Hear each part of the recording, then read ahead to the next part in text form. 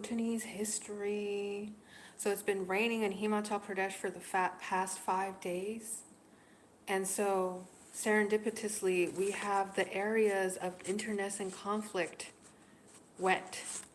So Jigme Namgyal's brother and brother-in-law were in conflict. And you know what this dude said? He said, I will take the side of the victor. He will take the side of the victor. So they were conflicting between Tongsa and Bumtang. This is rainwater. Tongsa and Bumtang.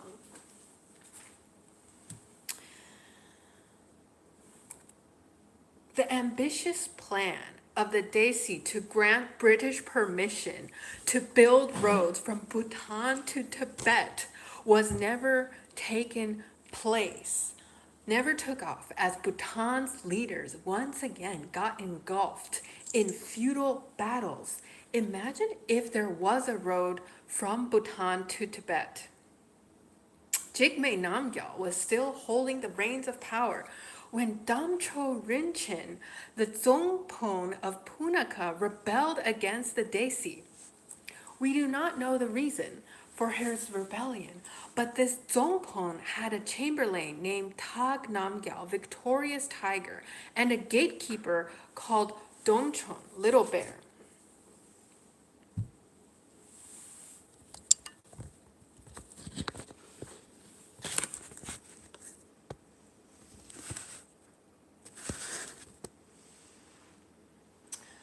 Tiger.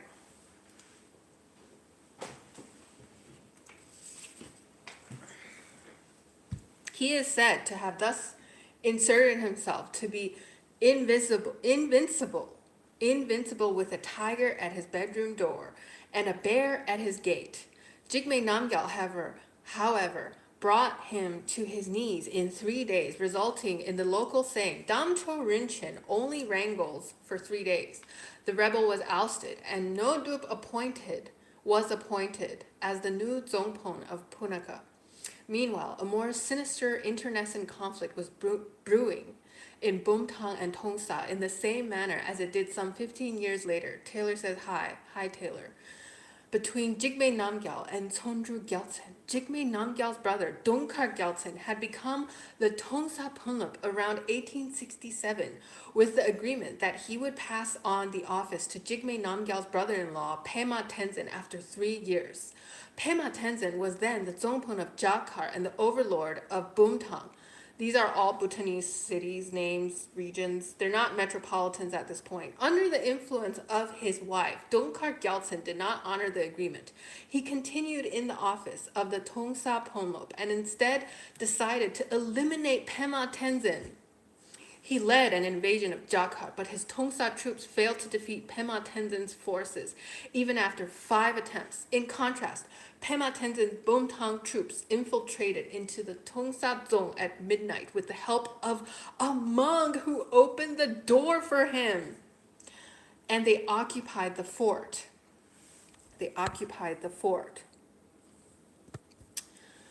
What history is this from? This is Dr. Garma Punsok's The History of Bhutan, published by Cambridge University Press, the one in Britain, not the one in Massachusetts. Okay. Dongkar Gyaltsen was thus forced out of the Zong to take residence in the watchtower. He now turned to his brother Jigme Namgyal for help, but the latter refused to negotiate between his brother and brother-in-law, saying nonchalantly, I will take the side of the winner. Jigme Namgyal's indifference to the internecine conflict caused a dangerous rupture in the familial solidarity and opened fresh grounds for political contest. The magnates of Western Bhutan, who disliked Jigme Namgyal, were quick to take the opportunity of the rupture. Revolts erupted one after the other in Paro, Punakha, and Wangdi Podrang against Jigme Namgyal's power base. In Paro, Tsewang Norbu, who rebelled against Jigme Namgyal in 1872, was back in office as the Ponlop, and he killed Sharchung, the steward, who was placed there by Jigme Namgyal to represent him and check his opponents.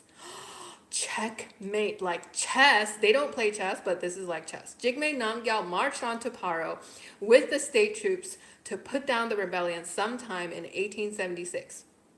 Fighting on his side were his cousin and incumbent Desi Kitchaopa, his son Ugyen Wangchuk, and Lama Tsewang, the Zongpon of Timbu. Timbu is the current capital. Ugyen Wangchuk was then only 14 years old and accompanied by Punsuk Dorje, one of his childhood friends. Moses says hi. Unique Annalise says hi. Your name is...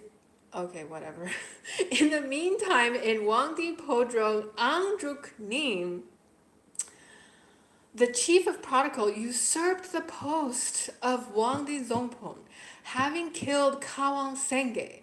So Jigme Namgyal won one post, but then because Bhutan is very mountainous, so then there's a different person who's also trying to take control.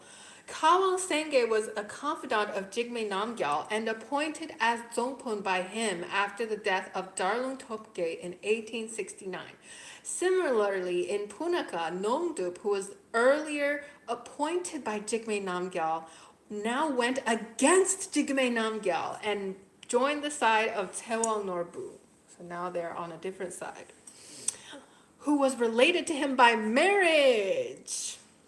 In a move to destabilize Jigme Namgyal, Nongdup made two appointments. Although Kitsaopa was still the Desi, Nongdup installed Yeshe Nodup, the speech incarnation of Shabdrung, in the office of the Desi. Shabdrung is like a legendary lama who also has a big beard, so if you need to like look him up, he's the Bhutanese guy with the big beard. So he was reincarnated as a speech Lama as Yeshe Nodup. He also appointed, so Jigme Namgyal also appointed Galdam Tsewang as the chamberlain to the Desi. The insurgency against Jigme Namgyal and the Desi turned out to be a calculated and well-coordinated scheme. Damn, it was a coup. Faced with a far more serious threat in the winter capital, Jigme Namgyal proceeded with the Timbu Zongpon, Lam Tsewang, and some troops to Punakha, leaving behind Kitsaopa, Ugyen Wangchuk, and Punsuk Dorje to Paro to continue the assault on the Paro Punluk. While Jigme Namgyal made his preparation in Semtoka, Lam Tsewang advanced his troops to Punakha, where the forces of the Punakha Zongpon and new Wangdi Zongpon were gathered. However, when he began his assault on his enemies, Lam Tsewang was easily outnumbered by the joint forces of the officials. In a bitter switch of alliances, even Jigme Namgyal's own brother, Dunkar Gyaltsen, the incumbent Tongsa official, had now joined the insurgents.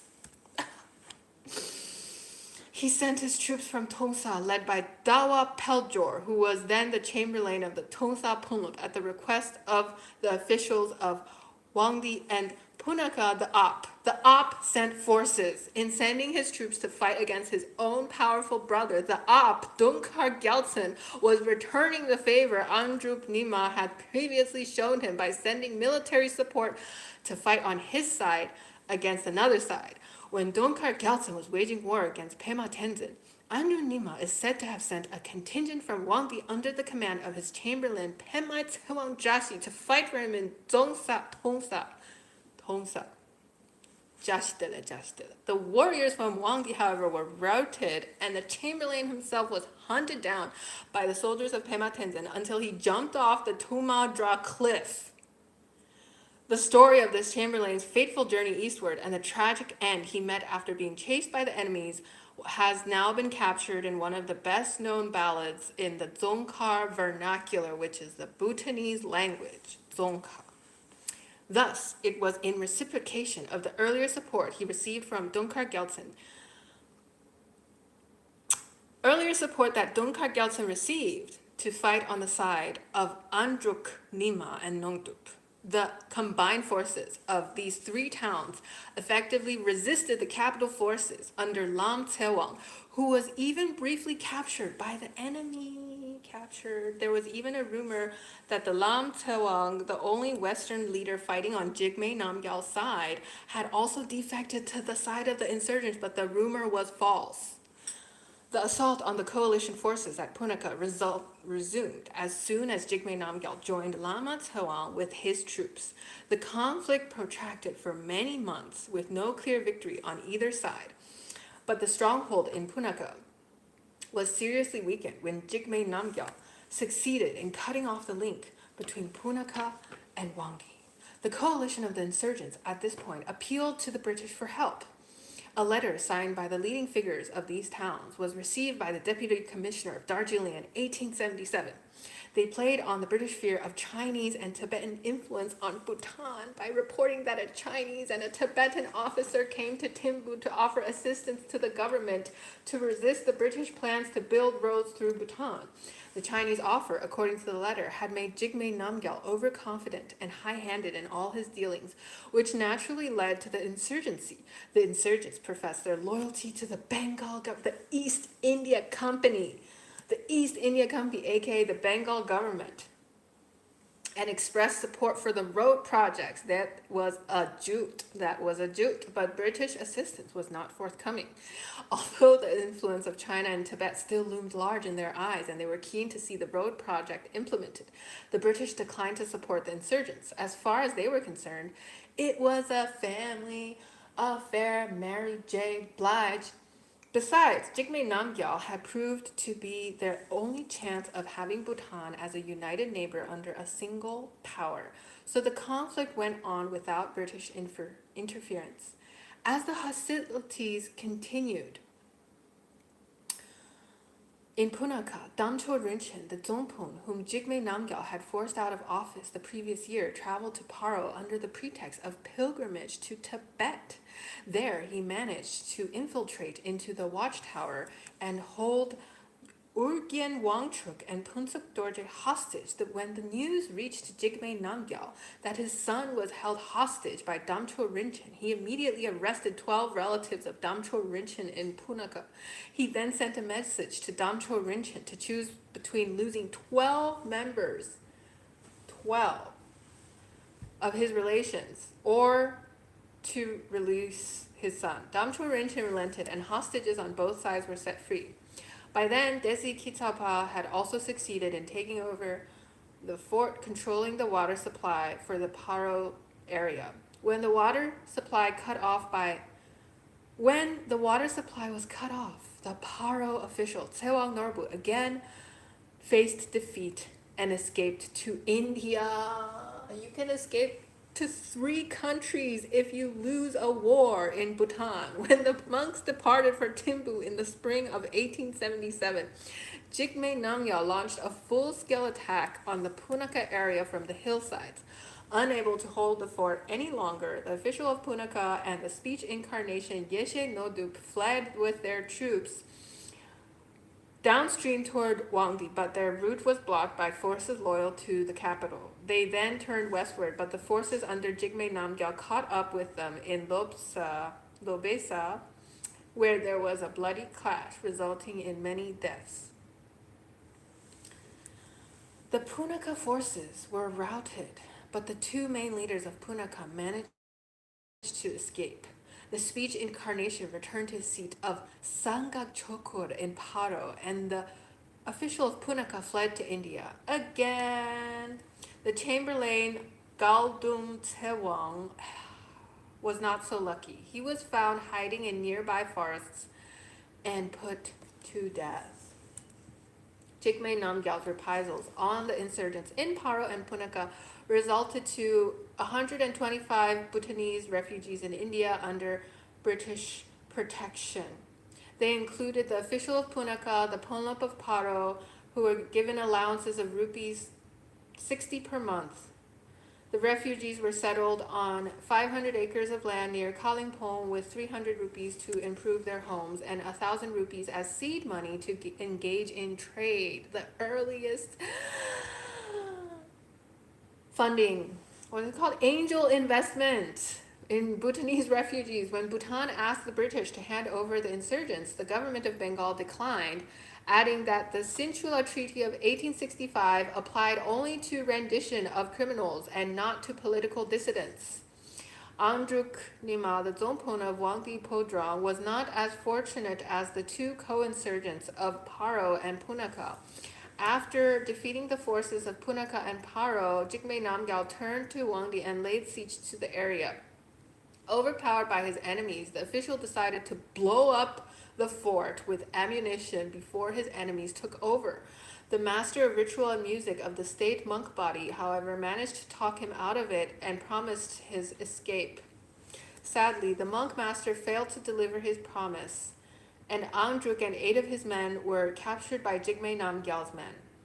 Jigme Namgyal decreed their execution, but inwardly wished for the Je-Kempo and other senior monks to beg pardon. This would have saved his warrior pride and also help him let the men go with lesser punishment. He waited for 12 days, but the mediators did not come. Thus, the men were led to the bridge in an executional procession, fed with their last meal, and thrown off one by one to be drowned in the river. Jigme Namgyal came to regret this act for many years to come, adding that only if Je-Kempo Shedrup was in office, the hierarch would have stopped him from such a heinous act. With the execution of Andruk, the insurrection was effectively brought to an end. Jigme Namgyal had vanquished all those who dared to challenge his power and authority. His brother, the Ponlop of Tonsa, who joined the enemy forces, had also lost his campaign against Pema Tenzin of Jakhan. The latter took over the office of Tongsa Ponlop, and Dunkar Gyaltsen was forced to retire in the village of Tekazong in Bhutan. To fill in the vacant positions left by the insurgents, Jigme Namgyal summoned his eldest son, Tinlay Topge from Lalung in Tibet, and appointed him as the official. His second son, Urgen Wanchuk, became the official of Paro, and Punsuk Dorje was appointed as the state chief of protocol. Jigme Namgyal had once again brought the country under his full control and thereby paved the way for the future supremacy of his son and descendants. His cousin, however, did not last long on the throne of the Desi. He passed away in 1879, allegedly due to black magic performed against him by the 39th Je-Kempo Lodo Gyaltsen. While the Je-Kempo went on a trip to enjoy the thermal bath upstream from Punakha, Desi Kitapa assisted as a contender to the post of Je-Kempo to usurp it. This incensed the Je-Kempo, who resorted to occult practices to eliminate both the contender and the Desi. The contender, who became the 40th Je-Kempo, died from smallpox. The episode is perhaps the only case of explicit violence and rivalry for the seat of the Je-Kempo, unlike the unending feuds for the office of the Desi. So Je-Kempo is more monastic and Desi is more secular. Desi Kitsapa's main cultural legacies are the temple in Pajoding, named after him, and a shrine in Jashichozo dedicated to the Buddha Akshobhya, the blue one. Not medicine Buddha, a different Buddha. He also built the permanent reserves of textiles, salt, tea, and mineral colors in the two capitals. He was succeeded by the 53rd Desi, and he was a loyal supporter of Jigme Namgyal. We can safely surmise that he was appointed by Jigme Namgyal, who controlled the reins from behind the scenes. For this role, people sarcastically nicknamed him Jigme Namgyal Debi Dasho, the boss of the Desi. Chogyal Zangpo was a nephew of the 43rd Desi Uma Dewa, who was assassinated by the chamberlain of his co-ruler Desi Kunga Palden in 1857. He avenged the death of his uncle by killing the chamberlain and escaped to Tongsa via the northern border to seek asylum under Jigme Namgyal. Ever since, he had remained loyal to Jigme Namgyal and was mainly responsible for persuading Jigme Namgyal to exterminate Darlung Topge and his nephew, who exercised control over Wangdi, the area. When Jigme Namgyal became the Desi, he served as the state chief of protocol and perhaps held this office under Desi Kitsapa until the latter died and he became the Desi in 1879. Chogyal Zangpo passed away in office sometime in 1881. Around the same time, Jigme Namgyal also had a tragic accident on his way to Semtoka from Punakha. Soon after crossing the Dochula Pass, the yak he was riding went astray. Jigme Namgyal fell off and fractured his skull. He was carried on a stretcher to Semtoka, where he passed away after 5 days. This was an unexciting end for a man renowned for his physical strength and valor. From his deathbed, he made his last exhortation to four young men, his two sons, Tinley Topge, Ugyan Wangchuk, and two foster sons, Punto Dorje and Alu Dorje, to support each other and remain united in face of adversity. Because of their family differences, there were internecine rivalry, as we shall see in the future. And one last book recommendation is the book Taxi by Syed Khalid al-Khamisi, because recently someone was asking me about a business proposal, and I straight up told him this is a scam. And he asked me, how did I know? And I couldn't really explain it to him in a way that he would understand. But this book, Taxi by Khalid Al Khamisi, which you can purchase from Amazon.com, has beautifully explained how people find ways to live a decent livelihood through many different ways, including driving a taxi. And so, if you live in an area like Bhutan, you wouldn't have to think about driving a taxi because there are just simply too many mountains. But then, because of the increasing speed of modernization, there are more Bhutanese like people who need to find jobs in modern societies. So I think Taxi is a great book for those who need some guidance, because there are at least 40 plus stories in that book that talk about the difficulties of making a living if you are like someone with no connections. So support that publication if you're interested. Take care. Bye.